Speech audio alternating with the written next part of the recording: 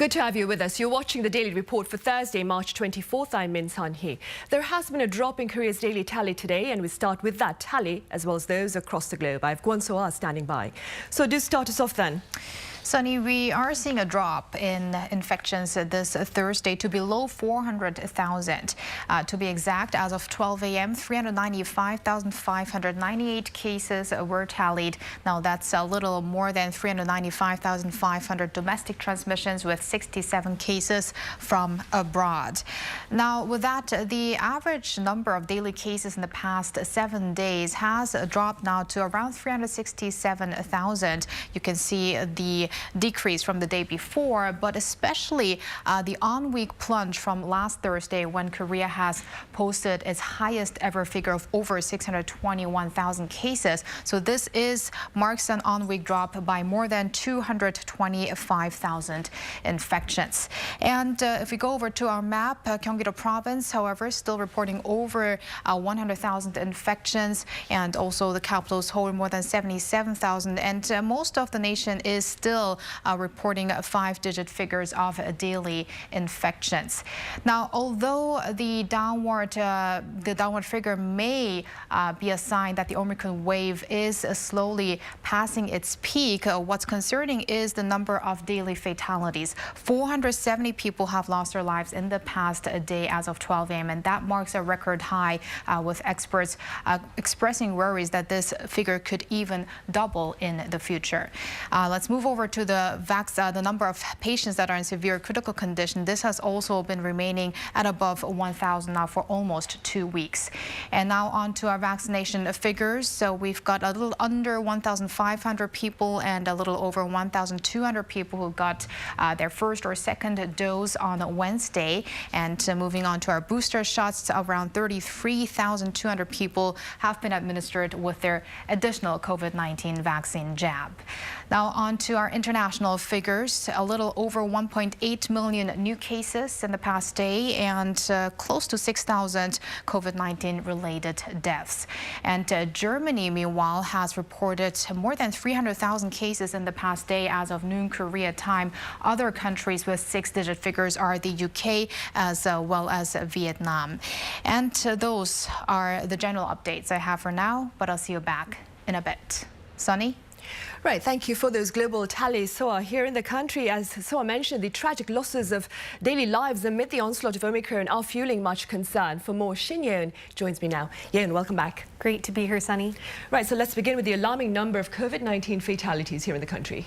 Sure, so since the Omicron surge began, we've seen an alarming rise in our death toll. In a span of just 1 week from March 11th to 17th, Korea has reported more than 2,000 deaths, and the number of critically ill patients has remained above 1,000 for the 17th consecutive day.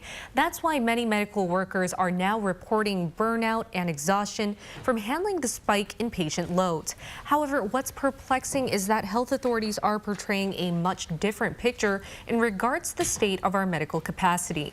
They're saying our healthcare system remains stable and that we're doing a much better job of managing patients compared to the Delta surge, as we still have a spare capacity of over 30% in our ICU beds.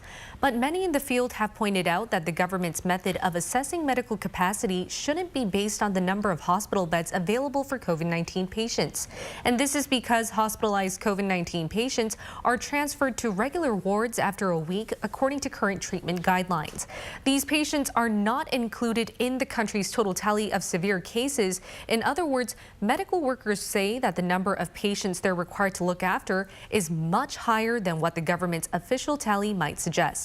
Take a listen to this medical professional who represents a union of Korean healthcare workers. We're trying to prevent the situation from worsening, but we're reaching a limit. Our emergency rooms have partially closed countless times. I don't know how we came this far with so many crises. Right, and Yeon, what are authorities doing to address this burden faced by our healthcare workers? Well, to relieve the burden on hospitals providing monitoring and phone counseling services to home recovery patients under intensive management, authorities have decided to narrow the criteria on who is eligible for these services. The country has some 270,000 patients in the intensive management group who are seen as high risk and receive 2 daily health checks from medical staff. They are seniors aged 60 and up and the immunocompromised. From Friday, people in those groups will need a positive PCR test result to be eligible for an automatic placement in the intensive management group. But like others in the standard management group, they can call their nearby hospitals and ask for a drug prescription if needed. For those over 60, Paxlovid is also available and they can make a request to be placed under intensive management if they wish. Also, health authorities proposed on Wednesday to hand out new incentives to clinics or hospitals treating COVID-19 patients. They said hospitals can receive extra evaluation points if future reviews of their performance if they're effective in providing emergency care to COVID-19 patients. Right, I see. Yeah, and meanwhile, the World Health Organization, I understand, has published a report showing that Korea is now the current epicenter of the latest Omicron outbreak.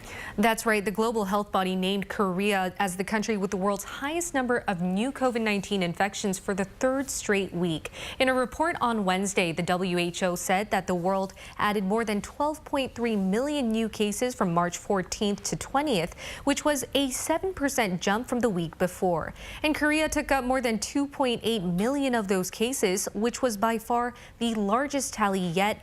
Next in line is Vietnam, which recorded over 1.8 million new infections. Germany logged 1.5 million, and France reported some 580,000. We've seen the number of new infections in the Western Pacific alone go up by 21% in a single week. And the silver lining here is that the number of global deaths from COVID-19 fell by 23% from a week ago. And hopefully that reality will be reflected here in the country in the near future. Yoon, as always, thank you for that. I'll see you on Friday. Thank you so much. Right, in related news now, health authorities here have granted the green light to a second antiviral COVID-19 treatment pill. Our Choi Min-jung has details. South Korea's Ministry of Food and Drug Safety on Wednesday approved the emergency use of the oral COVID-19 treatment, Lagevrio, developed by U.S. drug maker MSD. Lagevrio, also known as molnupiravir, is now the second oral COVID-19 pill to be approved for use in the country, following the approval of Pfizer's Paxlovid in December last year. The drug has also been granted authorization in 15 countries, including the US, the UK, and Japan. Those eligible for it are COVID-19 adult patients who are at relatively higher risk of developing severe symptoms. But the pill can only be given to those who cannot be prescribed with Paxlovid due to underlying illnesses related to the kidney or liver, and also to those unable to take Paxlovid with their other medications. People should also know that pregnant women and those under 18 are not included in the list. The drug ministry is advising women who are taking Lagevrio to avoid trying to get pregnant for 4 days after the last dose, and men 3 months. 4 pills should be taken at once, twice a day, with around 12 hours in between each intake. Like Paxlovid, the medicine should be taken for 5 days. Experts strongly advise patients to take it as soon as they experience symptoms. Clinical trial data show that the drug can reduce the hospitalization and death rate by around 30%. Some side effects of Lagevrio include dizziness, diarrhea, and nausea, but experts say they appear to be very mild. Although it's a very small chance, authorities said that patients who have suffered serious side effects can be compensated if the causality between taking the pills and side effects is recognized. Meanwhile, health authorities earlier revealed that 20,000 courses of Lagevrio will be introduced first, and they will be distributed to designated hospitals as soon as Saturday. Choi Min-jung, Arirang News. Right, moving from treatment to vaccination now. So is back at the desk with details about the inoculation campaign for children aged 5 to 11 here in Korea, right, So? Right, Sunny, and that's because reservation for this age group starts today, with actual inoculation starting on the 31st later this month. So children, or their parents rather, can make applications online on the Korea Disease Control and Prevention Agency's vaccine registration website beginning this Thursday. And once they start rolling out at the end of the month, surplus doses can also be booked by calling medical facilities that conduct COVID-19 inoculations. However, different from adults, social media platforms cannot be used to book vaccine appointments for kids. The nation's drug ministry has backed the use of Pfizer jabs for this young population of a little over 3 million a month ago. They will receive a third of the amount administered to those aged 12 and above. The interval between the first and second shot will be 8 weeks, and a parent or guardian must accompany the child for his or her vaccination, and that to monitor whether there are any adverse responses after getting their shots or not. But that's the same with the entire age group, also for adults. But of course. And so who within this particular age group is being strongly recommended to get vaccinated? Well, Sunny, the government recommends children at high risk or clinically vulnerable to get vaccinated. That could be kids with existing health conditions like diabetes or obesity, or for other in the 5 to 11 age group, health officials say it is up to the parents to make that decision. Right. So what about the children who've already braved through a bout of COVID-19? That's a good question, Sunny. In that case, government officials are actually not recommending to get vaccinated, and that for regular children who do not have existing health conditions. So that regardless of whether they even have gotten their first COVID-19 vaccine dose before having been infected with COVID-19 or not. But in the case of immunocompromised children, they are still recommending to get vaccinated even if they have once caught the virus. Right, I see. And beyond Korea, over in Japan, so Pfizer booster shots will soon be offered to teenagers there? Yes, Japanese media reported this Thursday that authorities have given the green light for the Pfizer vaccine to be administered a third time to those aged 12 to 17, with actual inoculations expected to begin as early as next month. Now, meanwhile, here in Korea, this particular age group has already started to receive these booster shots earlier this week. Right, I see. One final question, so before I let you go on this Thursday. I hear Moderna's latest vaccine trial results show some efficacy for children younger than 6 years old. Tell us about that. Yes, Moderna's latest clinical data encompasses even 6-month-old infants. As the vaccine maker is seeking authorization from the US FDA for young children, it released a report for its phase 3 clinical trial on Wednesday, showing an efficacy rate of 43.7% in those between the ages of 6 months and 2 years, and 37.5% in those aged between 2 and 6. They were all given 2 25 microgram doses 28 days apart. That's about a quarter of what adults receive. Side effects were similar to those seen in their teenage and adult counterparts. And it seems like what used to start with the senior population when it comes to vaccination is now appearing to gradually expand to all, even the most youngest populations around the world. Right, to boost our protection against the pandemic then. So as always, thank you for that. I'll see you on Friday. See you on Friday, Sunny.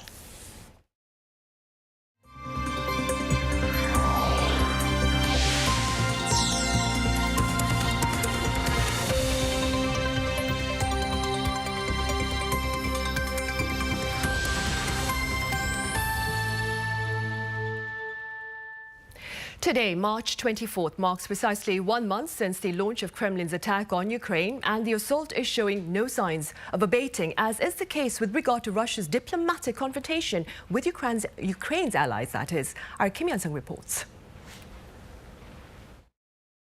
A month into Russia's invasion of Ukraine, NATO estimates between 7,000 and 15,000 Russian soldiers to have been killed in the last 4 weeks. As for Ukraine, an estimate by the UN says 977 civilians have been killed and almost 1,600 have been injured. About 10 million people, a quarter of the Ukrainian population, have been driven out of their homes. U.S. Secretary of State Antony Blinken said on Wednesday that Russian attacks have been deliberately targeting civilians. He defined the Russian forces' actions as war crimes. With little sign of an end to the conflict, Western leaders could impose heavier sanctions against Russia at the NATO and G7 emergency summit later this week. U.S. President Joe Biden is also expected to be present at this joint talk and arrived in Brussels on Wednesday evening. Sending more troops to NATO's eastern borders will also likely come up at the summit.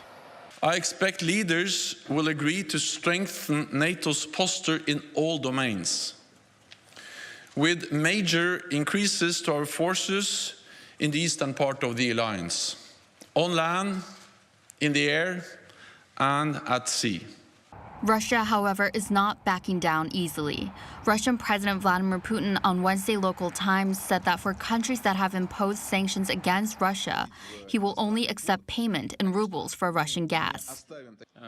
I made the decision to take actions to switch payments for natural gas sold to so-called unfriendly countries into the Russian ruble in the shortest time possible. Putin's decision has sparked worries about an energy crunch, sending European energy futures to skyrocket. But Ukrainian President Volodymyr Zelensky late on Wednesday urged solidarity from the world's politicians.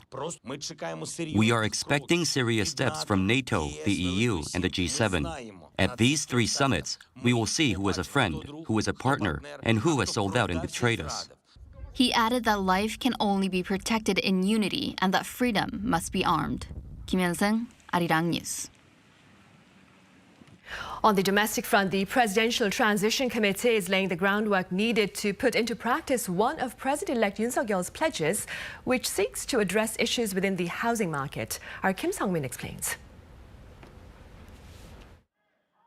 With President-elect Yoon Suk-yeol pledging a broad deregulation of South Korea's overheated housing market, all eyes are on what steps he'll take first. That'll soon become clearer as the Transition Committee on Wednesday announced that they're forming a task force specifically on this issue. Details like who'll be on the task force are yet to be revealed. The task force's first and second divisions will include private sector experts who work on major revisions like holding tax and transfer tax, as well as lending rules and the supply situation. Yoon's main pledge was to expand housing supply during his term by 2.5 million units, mainly through the private sector. Typically, 80% of the total housing supply in South Korea comes from the private sector, but far fewer units have been coming onto the market in the past 5 years because of heavy regulation. Yoon plans to ease those regulations, boost supply, and thereby cool the market down. The very first revisions will likely be those that don't need to go through Parliament, like lowering the approval requirements for redevelopment projects. This would include making it easier for residential buildings over 30 years old to qualify for demolition and rebuilding. Then, by allowing buildings to be rebuilt bigger and taller, they'll be able to provide more homes. Other measures like tax reform could take some time because they'll need support from the Democratic Party of Korea, which will soon be in opposition but has a majority in the parliament. Still, some experts think it's an agenda the new administration can't afford to let go. If the tax burden is eased, people with multiple homes will be encouraged to put more units on the market. They could help stabilize the market in particular if they would cut taxes on homes when they're sold. If the president-elect goes ahead with his plan to cool down the market, the question is what effect there'll be and how soon. Some think deregulation could excite the market and cause prices to rise even further in the near term. Prices are high, but there's a chance they could rise even more. But if they decide to push for it and expand supply in the capital region, the market will stabilize within the next few years. Experts suggest that the easing of regulation should therefore be followed by supplementary measures to buffer the side effects. Kim Sung-min, Arirang News. Up next, we share with you a rather discouraging finding, especially for families here. Korean workers with children enjoy fewer tax benefits than their OECD counterparts do. Our Oh Soo-young has more. South Korean families with children have fewer tax benefits compared to their OECD peers. That's according to Seoul-based think tank, the Korea Economic Research Institute on Thursday. Its report showed that single-income families with 2 children in South Korea get fewer tax benefits and incentives than others in the OECD. Their tax wedge, the ratio of taxes on labour to total labour costs, comes to 18.3% compared to the OECD average of 24.4%, meaning they get comparatively less back in welfare. Currently, South Korea provides benefits for families with children aged 8 and younger, income tax deductions for workers with children aged 20 and younger, and a 15% tax waiver on educational and medical costs for children. However, these don't add up to substantial benefits for single-income families with 2 children compared to single-person households, as there was only a 5% difference between their tax wedges, far smaller than the 10.2% OECD average. Rather than one-off payouts upon childbirth, there needs to be more sustainable and broad support for child rearing and education so that parents have confidence that they can receive the support they need to raise their offspring while working. This calls for an improved tax scheme for families, with benefits increasing proportionately to the number of children they have. With South Korea's chronically low birth rate of 0.81 child per woman and an expected slowdown in economic growth, experts say more targeted measures are needed. Oh Soo-young, Arirang News. And in other news, Korean car makers can now sell pre-owned cars. The response to this reality has been mixed, and our Yoon Suk-yeol has the tale of the two sides. South Korea's large automakers can now tap into the country's used car business.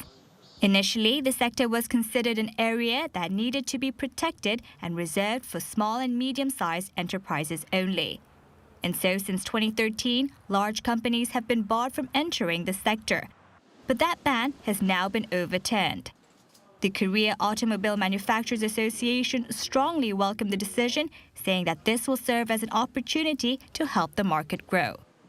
Local automakers were unable to enter the used car industry. This abnormality has finally been fixed. In other countries, car makers are allowed to sell used vehicles. It's only South Korea that restricted automakers from selling used cars. So this reverse discrimination in some way has now been resolved.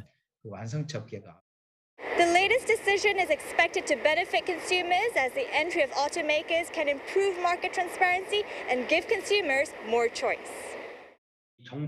A mismatch in information made it difficult for consumers to determine the actual quality and price of used cars. Also, consumers have complained over shady practices, such as false sales and bait advertising.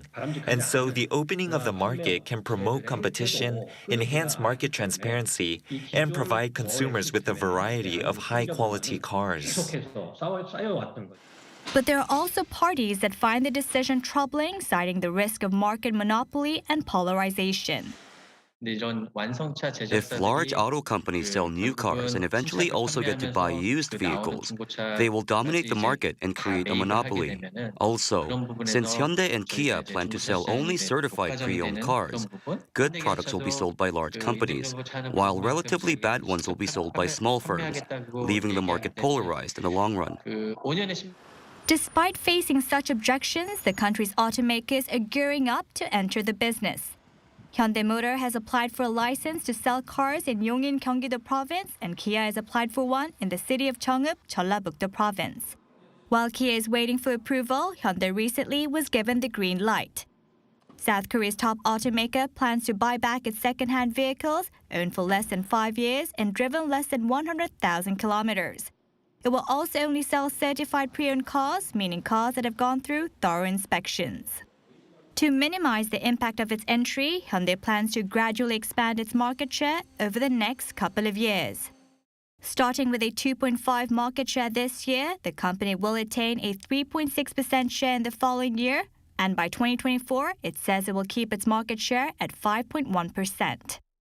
Meanwhile, other car makers such as Sangyong Motor, GM Korea, and Renault Samsung Motors are still considering their next move, but they are expected to follow suit. Yoon Suk-yeol, Arirang News.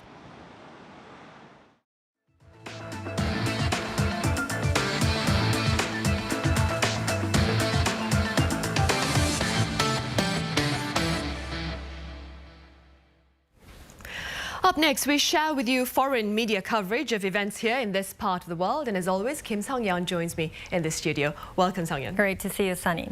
So today we have international coverage on the controversy surrounding President-elect Yoon Suk-yeol's plan to relocate the Blue House. Also, Korea's wartime sexual slavery victims looking to make their voices heard at the International Court of Justice.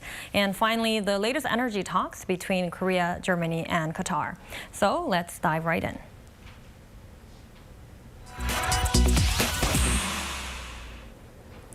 The Los Angeles Times reported on outgoing President Moon Jae-in's opposition to President-elect Yoon Suk-yeol's plan to relocate the presidential office, which the paper noted is a development that could put Yoon's ambitious plan in doubt.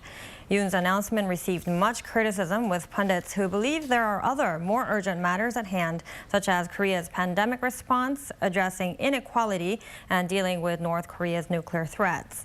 Yoon says, however, that his plan to relocate is to allow him to better communicate with the public.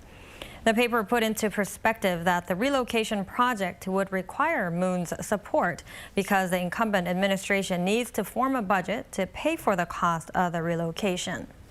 And in the meantime, AP News also mentioned that outgoing President Moon had earlier also promised to move out of the Blue House, but canceled the plans after failing to find an appropriate site for the new presidential office. So regarding the issue, Yoon said he was well aware of such concerns, but added that if he starts his term at the Blue House, it will become even harder to move out later. I see. Moving forward, Sang-yeon, as you mentioned, Korea's surviving comfort women are looking to submit their case to the International Court of Justice, I hear. Yes, that's right, Sunny. The Independent reported on the latest efforts by the Korean victims of Japan's wartime sexual slavery to seek an official apology, as well as historical recognition from the Japanese government. Now, one of the victims, Lee Yong-soo, went public with her story 30 years ago, and the paper notes the 93-year-old survivor is afraid she is running out of time to get closure to her ordeal. The paper said that with survivors continuing to pass away from old age, those remaining are worried that their history may be forgotten or distorted by Japan. And it further elaborated that Lee sent a petition last week pressing Seoul and Tokyo to jointly refer the issue to the International Court of Justice, adding that this is her latest and maybe final push to persuade the Korean and Japanese governments on the matter for good.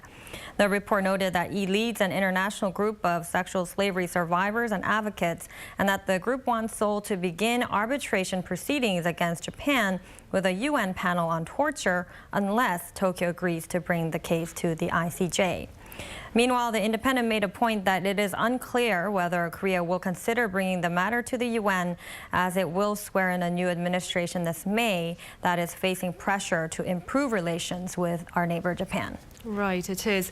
Meanwhile, Sang-yeon, in the field of energy, Korea and Germany held related talks over in Qatar. That's right, Sunny. So Korea, Germany, and Qatar held energy talks in gas-rich Qatar over the weekend amid the ongoing conflict in Ukraine. Reuters said officials from Korea and Germany held discussions in Qatar on Sunday in efforts to seek alternatives to Russian energy supplies, particularly amid concerns that the war between Russia and Ukraine could disrupt energy supply chains. The report noted that the Gulf Arab state is the world's top exporter of liquefied natural gas, having the third largest gas reserves after Russia and Iran. Qatar also accounts for more than a quarter of Korea's LNG imports. Now, Doha News, in the meantime, wrote that there's been a long history of energy ties between Korea and Qatar, explaining that Qatar's LNG shipments to Korea accounted for at least 30% of the country's energy needs last year, making the Gulf state Korea's largest LNG supplier.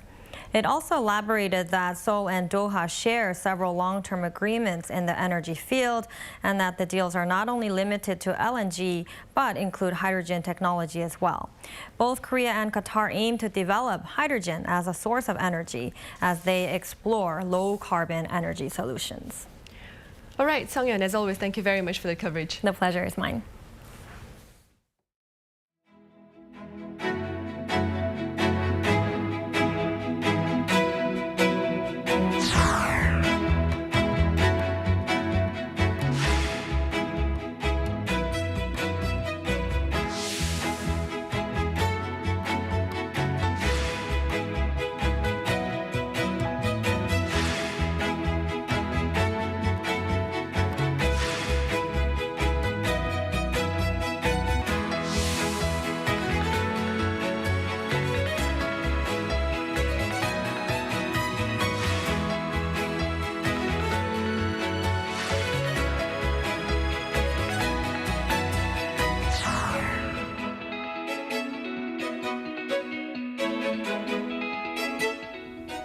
Regardless of the rampant rebound in daily infections, the Seoul Fashion Week recently hosted this year's fall-winter season via hybrid arrangement of live and virtual shows. For more, I have co-founder of the brand Lai, designer Lee Chung with me in the studio. It's a pleasure to have you here, Mr. Lee. Hello, nice to meet you. This is Chung. I'm a designer of Lai. Right, welcome to the studio. I also have Professor Michael Hurt at the Korea National University of the Arts live on the line. Professor Hurt, it's good to have you too.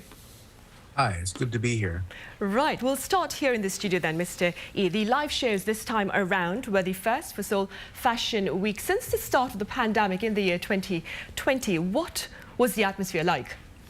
Yeah, that's right. The last fashion show, offline fashion show was 2019 October in the Seoul Fashion Week.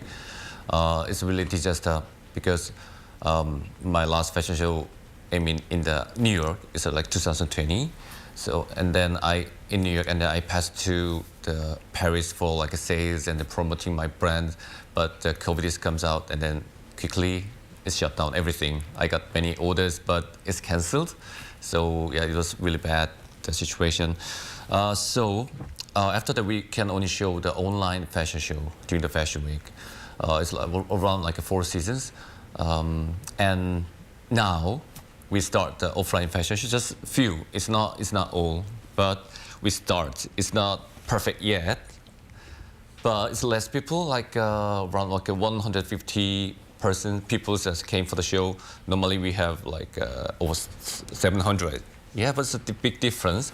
But this is a first step, to overcome this this situation. So everybody's happy and so exciting, and we are expecting to the further and very hopeful. Right. It's really good. Hopefully even have a greater show this October, right? Oh yeah.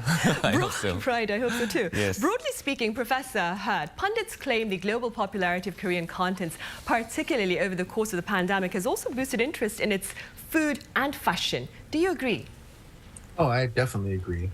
The way I see it, I have something I call my little Korean hyperspace theory, as I feel like South Korea specifically has been one of the first countries to become truly hyper modern.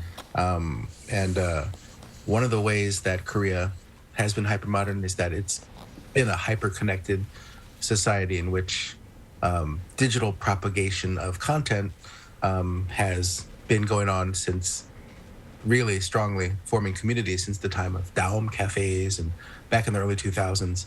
And a lot of the kind of digital subcultural forms that you see that are, over 20 years old, Korea's been in that hyperspace space. And COVID just kind of forced the rest of the world to end up where Korea has been for a long time. And I think it's not so much that it's increased the popularity of, but I think now that the rest of the world is where Korea wants it to be, Korea does very well in terms of getting the word out there about its cultural content. Right. And moving forward, Mr. E, how has the fashion industry itself sought to better adapt to the pandemic, perhaps, as we move into our third year of life with COVID-19? We had a really bad situation, on the fashion industry, because many brands work for the offline business. Even I think around 70 or 80% of the brands is more concentrated for the offline businesses. Yeah, before the corona. Yeah, and then we were ready yet. Actually, I can say, especially, I also can say my brand is working with some small boutiques, and then some more traded department stores, but they are not ready for the offline businesses. So it was a problem. But now we have to survive, right? So we are now preparing for the online business, and then we just keep our brands being a new trend. So we are learning, studying, and then we keep working with overseas markets. We can go, but we still communicate with them how what we can do just after opening the market. Yeah, that's what we do. Right, because it is largely uncharted territory amid this pandemic, of course. Ms. Tay, I understand your designs were also on display at the Paris Fashion Week. Tell us more about that. Paris Fashion Week? Yes. Yeah, this is like a dreaming place. Because there are 4 fashion week in the world. The people usually said like Paris, Milan, and then New York and London. They have a different character on each market. So Paris Fashion Week, very creative, and then very passion, and there's a mix of various cultural and then different styles. For example, they have like some avant-garde, and then the classic, the feminine and mannish, and then so the Korean brand is very welcome in the Paris because they want to find the new things, and then they think the Korean brand represent like Asian culture. I mean Asian fashion, because from the 1970, the Japanese brand, they have a great success in the Paris market. Yes, huge success because they have a support from the company and the governments. Yeah, it was really nice. But nowadays, the Korean brands, they got also support from the Korean government, and then we combine with the Korean culture. Yeah, it's a really great success. So they want us, so we go there. Right, I see. And Professor Hurt, I hear you've delved into Korea's street fashion since the year 2007. What can you share with us about your observations over that time frame? Yeah, I've been covering street fashion from back in 2007, and the interesting thing was watching over that period, the Korean fashion industry sort of gained its own footing, to gain its own confidence, because people were busy telling me, including many fashion industry professionals in Korea, that there's no such thing as Korean fashion. The Koreans just copy. Lots of negative things, but I think Korea has definitely proven that this is not that simplistic narrative. And that, the thing that was interesting back in 2007 when I started looking at this was the fact that Korean fashion fandom, in a way, you already had fashion fans coming to Seoul Fashion Week, which was not a popular, what was called the Seoul Collection back then. It was not a popular kind of event, even domestically. So it was easy to get tickets. And you'd have fashion fans standing outside the shows of, where certain models would appear, and they would be ready. It was like a kind of a mini K-pop scene way back in 2007, 8, 9. And this was already a very digital subculture. It's a subculture that only exists because of digital tools. Already Korea was popularizing fashion content, but the Korean internet had not become anything that could travel outside the walled garden within Korea. But somewhere around 2013, 14, I think that's also when Instagram became a big factor, is kind of when that kind of fashion energy, that digital content started to reach outside of Korea, and people started to notice a little bit. Yeah, and I think that's one of the reasons street fashion, or Korean fashion in general, has received a lot of attention. Right, and staying with the same issue, Mr. Lee, given your experience in Paris, what more can you tell us about the global response to K-fashion, so to speak? Okay, they think the Korean fashion is very trendy and so fast, and they have a quick change about it's like reflecting the trend. It's really cool. And then the Korean is really good for mixing different elements with the designer's direction. And I think that's the most important things to represent what we like, what we want to show, and then just look at the show, and then this show I want to represent some different mood when we compare with some other European brands or something. So the magazine usually said Korean brands have creativity, and they have some special things. I mean, when we compare with the other country or other brands, because it's very dynamic, and then we have very different sources Yeah, they said usually said like that. Right, Yeah, we have a great compliment in this show. That is good to know. That is good to know. Professor Hurt, speaking within your capacity as an academic in the broader related field, what would you say then is the link between perhaps clothing and culture? One of the ways I like to look at it, I call myself a visual sociologist because I'm a photographer and a sociologist. I use photography as data. I like to talk about the fact, even though a lot of times my colleagues don't really believe me, that fashion is so inherently sociological, and that fashion is not only kind of one of the best metaphors for sociological spread, a sociological look at how ideas spread, about these days about how digital media tools help spread these ideas even more quickly, but it's also the best possible case study for a lot of sociological theories and rules. So a lot of times people look at fashion very lightly as, oh, it's just trends, it's just consumption, it's just sort of a superficial thing. But actually, it's one of the most interesting sociological phenomena that you could imagine. And I think you can look at what's happening in the content space of what is trendy. You can see how ideas are spreading in the sartorial clothing-related sense, and get a real sense of the values of the culture. And I think if you are looking closely at not only just high fashion, but street fashion, and in Korea, they're kind of specifically crunched more together than I think in other places, you get a real sense of the culture from the fashion. Professor Hurt, staying with you, would you like to give us a few examples perhaps of the unique aspects of Korea's street fashion?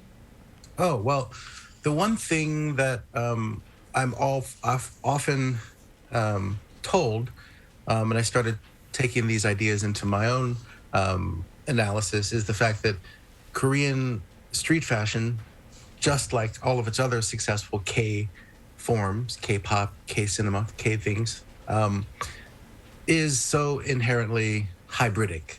A lot of people used to talk about Korean culture as monolithic, as homogenous, but I think that's kind of a misunderstanding, because when you look at the way that Korean street fashion mixes together different kind of sartorial texts that often are seen as kinds of clothing that are not seen as going together. Korea is very edgy, is very pushing the envelope in that sense. One of my favorite pictures I've taken is of a young woman wearing an orange Adidas hoodie, which is very, low street, culture, what have you, with, large string of pearls worn as a choker, and mixing together those levels of fashion that are usually disparate. Or another example is, kind of the representative mark of Korean street fashion that all the, Hallyu interested people generally look at, is wearing fishnet materials layered in and between different kinds of materials in a way that marks usually Korean Hallyu related people, marks me as a person into Korean stuff. That's kind of the representative marker of street fashion. Even though Korea didn't invent the fishnet pattern, didn't invent a lot of the elements of the look, the particular combination is very Korean, in the same way that K-pop didn't invent the constituent parts of its musical practice, or Bong Joon-ho's cinematic creations are very hybridic texts. I think Korean street fashion kind of matches up in that pattern as well. Right, good to know. And Mr. E, where does Korea stand with regard to fashion on the global stage? I mean, could you walk us through its path onto the global arena? Yeah.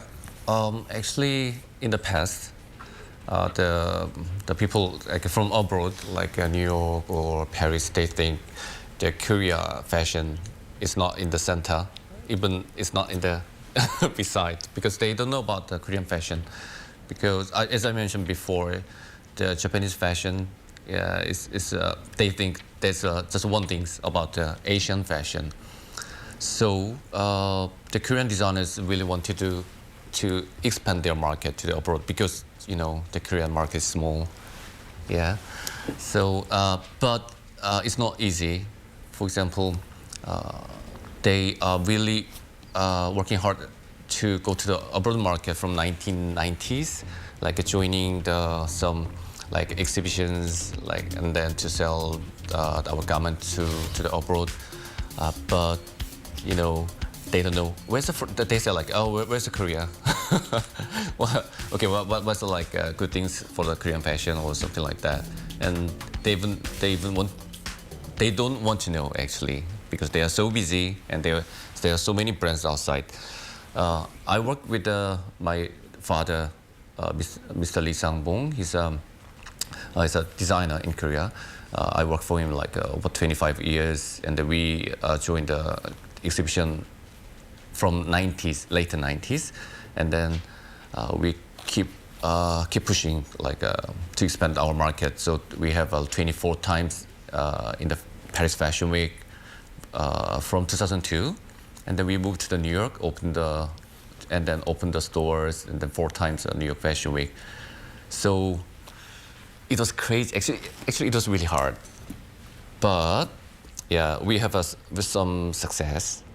That's a really long, like it's like endless load, because we have to care about like from the A to Z, like from the design to retail.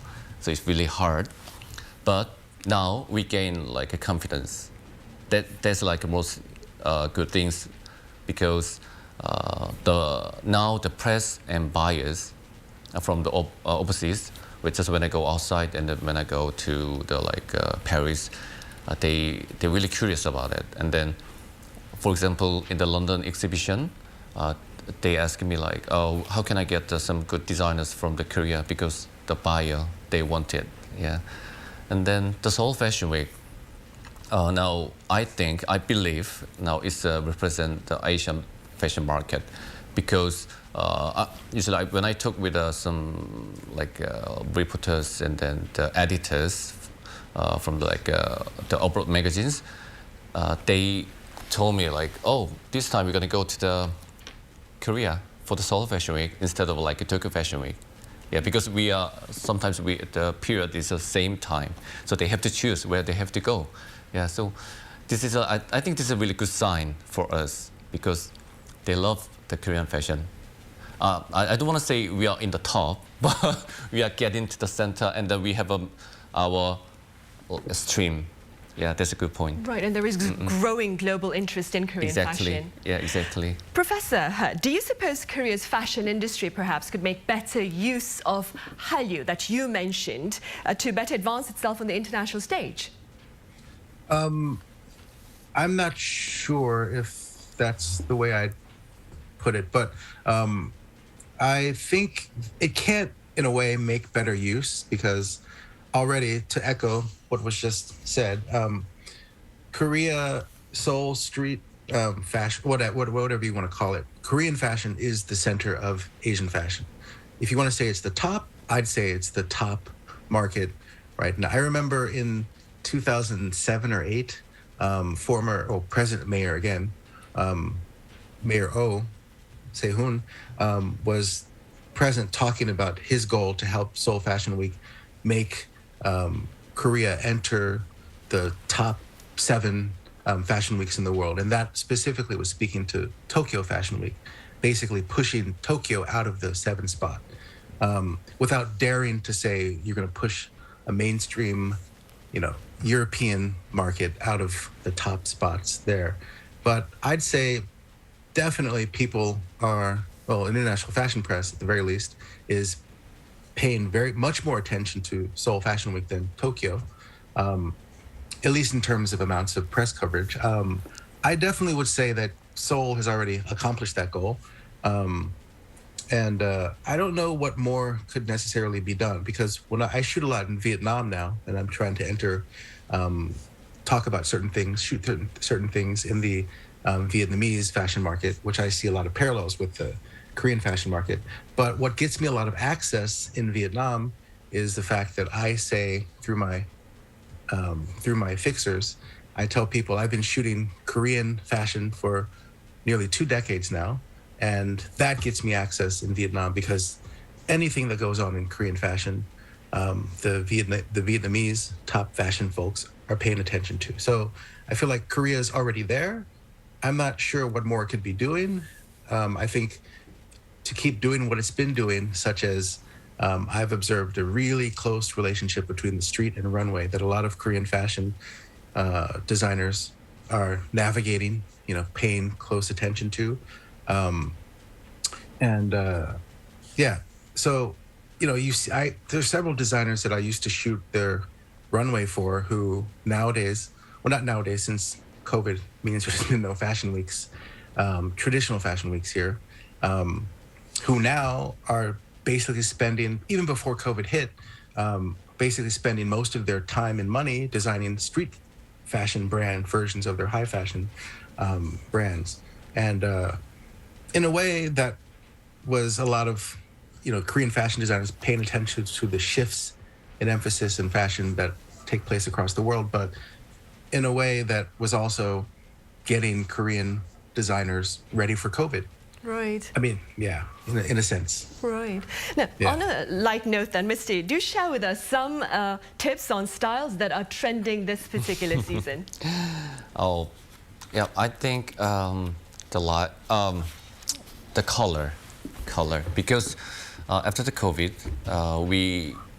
I think we have to, we have to go outside, I mean, and that the one way to just express their the mood and the feeling is color, I think. Yeah, so try more colors, and then I think the mix and match is really important for a styling. So just don't be locked. What kind of colors are we talking about? Bright colors, dull colors? Bright colors, definitely. It's a spring. It's spring and summer, and still the blue is a blue. The blue is a most important color for this season, and then I think the color is makes you very happy and then make you bright. Yeah. So I think we need some courage for the fashion, right? That is true. Yeah. You need to be brave with colors this season. Sure. My brand name is Lie. It represents life is an expression. I see. Life is an expression. All right, Yes, Missy, yes. I like that. Thank you very much for your time and your thoughts today. Thank you very Professor much. Hurd, thank you very much for being with us today. Thank you. Thank you. I'm glad to know that I'm maybe a little bit fashionable. Right, thank you. Yeah, you're Right so now. fashionable. Right. Well, the age-old adage says clothes make the man. Be sure to dress well amid the fluctuating temperatures here in this part of the world. Thank you for watching.